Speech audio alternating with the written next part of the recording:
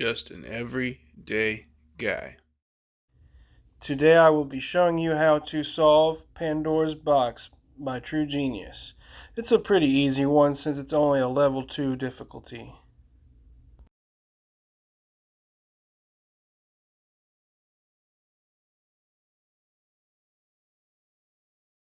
These boxes always look really cool.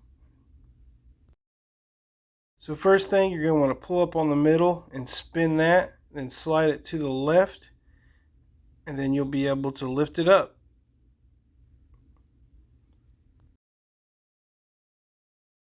And then to put it back together, same thing. Lay it down, slide it over, spin it back to the middle, and press it down. Well, there you have it. I hope this helps. Be sure to like and subscribe. Thank you for watching. Just an everyday guy.